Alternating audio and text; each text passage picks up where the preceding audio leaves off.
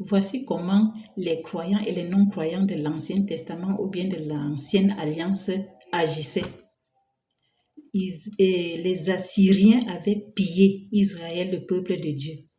Dieu voulant venger son peuple, mais il a de la compassion pour ses créatures puisqu'il est amour. Il choisit d'envoyer Jonas à Ninive, qui était la capitale de la Syrie, pour leur donner des avertissements. Le gars refuse. Et c'est un prophète, mais méchant. Un prophète qui ne veut pas le salut des autres personnes. C'est par obligation qu'il est allé portant ce message. Dans 40 jours, Ninive sera détruit. À la première journée seulement, les habitants ont cru à Dieu, engagé les jeunes, porté le sac et la cendre. Cela est parvenu aux oreilles du roi de Ninive qui n'est pas resté indifférent. Il a quitté son trône. Il a enlevé son manteau royal et il a porté le sac et la cendre tout en demandant à ses ministres de faire pareillement, en écrivant à tous les peuples de faire la même chose. Et ajouter une touche à lui, que même les animaux ne sortent pas des enclos. Quelle humilité! Il sait qu'il a affaire au roi des siècles. Celui qui fait ce qu'il veut, quand il veut, là où il veut, comme il veut. Et il dit, crions fortement à Dieu, qui seul peut nous pardonner de notre conduite coupable et de nos actes de violence. Du haut des cieux, Dieu a vu cela et il a pardonné.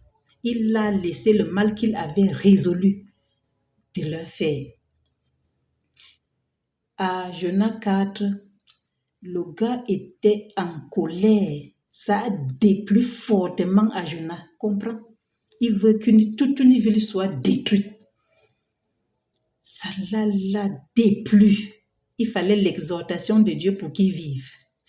C'est ainsi, dans Luc 15, à partir du verset 11, l'enfant prodigue qui revient, papa fait la fête, le grand frère qui était au champ revient et se met aussi en colère, refuse d'entrer. Il fallait l'exhortation.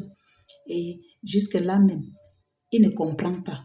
Mais sans la nouvelle naissance, c'est comme ça qu'on vit. Le bien, le mal, le bien, le mal. Mais avec la nature de Dieu, quand tu nais de nouveau, la nature de Dieu te pousse à savoir que je dois aimer le bien de tout le monde et je dois vouloir le salut de tout le monde.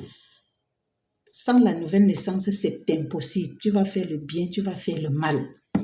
Avec la nouvelle naissance, c'est possible. Il te faut naître de nouveau pour avoir le cœur de Dieu.